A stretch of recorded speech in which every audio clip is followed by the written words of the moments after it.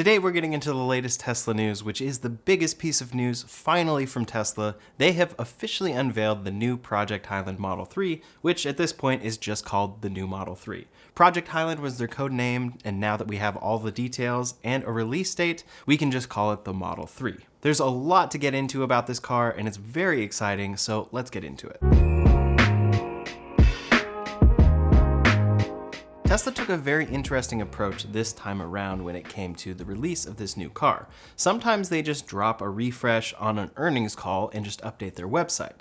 That's what they did with the Model S and X. But this time around, for the Model 3, which is very popular, they decided to give it to a few YouTube channels exclusively in Europe. CarWow is one of the main channels that got access to this car, and Tesla clearly had talking points for all of these journalists. Earlier in the day prior to this happening, we saw more leaks of the Model 3 out testing in Europe, and we saw leaks of Tesla's official renders of that car, although they were screenshots of them. Now those official renders are fully released. This first photo shows the new Model 3 from the front, and we can see the very much more aggressive front end with those headlights. We knew this was coming, we knew this is what it was going to look like, but it's great to see it in action. The second photo is a great close-up of what the new taillights look like, and I really like this new design. Another piece of this is that they're actually fixed to the trunk, so when you open it, they completely disappear as opposed to being split into two pieces. Here's a photo of it from the side, and while rumors were seeming to make it look like this was going to have matte black wheels, they're definitely silver for the upgraded sport wheels on this car. This also shows us this upgraded back end with the new Tesla lettering as opposed to the Tesla logo on the back. Then this next photo is some of the interior, but let's get into the finer details here. According to Tesla, they have changed over 50% of the parts on the Model 3.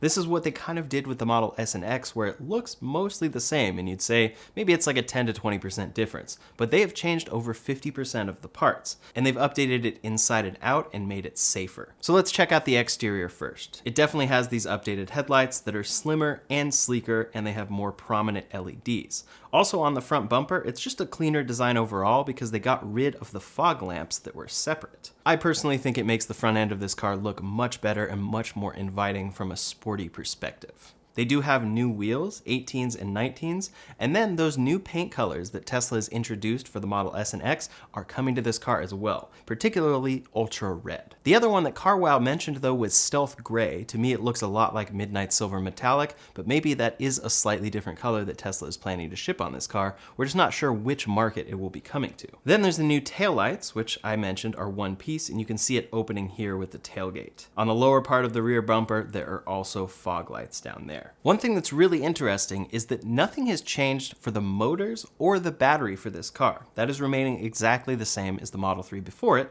because it was such a solid product. But because of the small changes they've made to this car to update its aerodynamics, it's actually the most aerodynamic Tesla that you can buy. That brings about a 12% range increase over previous generations. Since it's over in Europe, the range numbers we were given were 554 kilometers or 346 miles for the rear-wheel drive. Right away, that's tipping us off that this is WLTP range, so if we loosely convert that to EPA, that could put the rear-wheel drive standard range Model 3 over 300 miles of range EPA. The dual motor, they quote at 423 miles of range, and that's WLTP, so loosely converting that could be about 375 miles of range for the dual motor Model 3. Definitely very impressive, and the most impressive piece is that the battery has not changed. They're not getting more range by giving you more battery and more material, they're giving you more range with better efficiency, which means it's cheaper. The leaks of this car have pretty much nailed what the exterior of this car was going to look like. We've seen renders of the taillights and the front of this car for a long time, and it's pretty much exactly what we expected here. The one thing leaks have not shown us is the interior. Tesla has been very secret here, and they've done a great job, but now we're seeing the interior in its full form. Overall, Tesla says that they chose the materials inside for noise reduction. Overall, they're trying to stop noise from entering the cabin. So there's acoustic glass on all of the windows, including the rear windows and the back window. The new tires were made specifically for this car to reduce road noise, and all of that leads to a 30% reduction in wind and ambient noise. On top of that, they say there's a 25% improvement in impact noises, which is things like noises from the suspension, and a 20% improvement for road noise. If you've been in an older Model 3, there's definitely a lot of noise in that car, and this should be a huge improvement over that. I imagine it should be a really luxurious feeling cabin, which is probably Tesla's ultimate goal here. We can see that with other things, like the entirely new center console that's split into two parts, and the quality of materials just look generally better inside and on that center console in particular. The door panels are also raised, and they look to be taking some inspiration from the Cybertruck, and there's LED lights all over this car. You can see them on the dash, up front, you can see them on all the door panels, and more. Up front, there's that standard wireless charger we're used to seeing, but then the USB port in the center console can reportedly charge up to 65 watts, which will definitely charge a laptop. That's not something we're used to seeing in an electric car. One of my personal favorite upgrades, though, is something that was rumored, and then rumored to not be happening, and then rumored to be happening: ventilated seats. The Model 3 is officially adding perforated seats all across the board, and then the front two seats are ventilated and heated.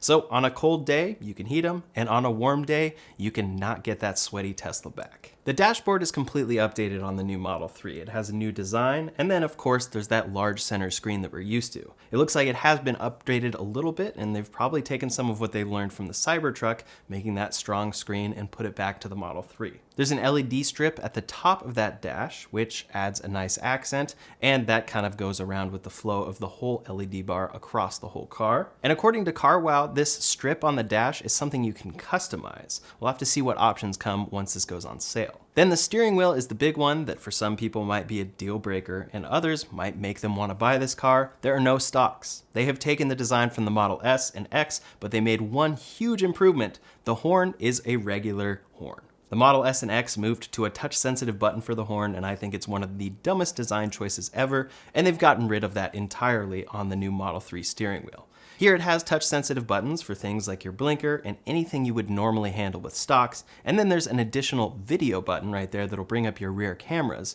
instead of a horn. I'm very happy to see a normal horn on this Model 3. More inspiration from the refreshed Model S and X can be seen in the rear of this car, where there's a center screen. There's a screen for rear passengers, and they can control their own climate and heated seats, and then there are two USB-C ports there as well. So rear passengers, even in a Model 3, which should be fairly cheap when it comes out, can have entertainment in the back. On top of that, the rear seats have been reclined and are a bit more comfortable than before. Overall, those improvements are things that just make this much more inviting for the average consumer. But back up to the front screen. This new screen looks largely the same, but it is brighter and more responsive than it has been in the past. For the ventilation system, they have what they're calling Ventilation 2.0, and this can be split and turned off entirely for the passenger if they want it. Bluetooth has reportedly been improved, Wi-Fi reaches further than before, phone key has been improved, recognizing your car further, and the stereo now has more bass and more punch with 17 speakers over the previous 14. Then for the suspension, which might be the big question on everyone's mind, that has also been upgraded.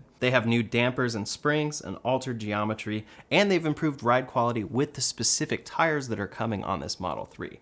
Pretty much across the board, everything is improved on this car in a massive way. Tesla Europe officially posted a full Twitter thread with all of the features that this car brings. Some of this is clear, but some adds to what we've heard. For improved ride comfort, they say, more refined and relaxed ride quality thanks to a combination of stiffer body and updated suspension tuning. Then they confirmed that the two new colors are Ultra Red and Stealth Gray, quote, designed to change with viewing angle and lighting. Inside, there are, quote, more sophisticated materials, ventilated seats, and customizable ambient lighting.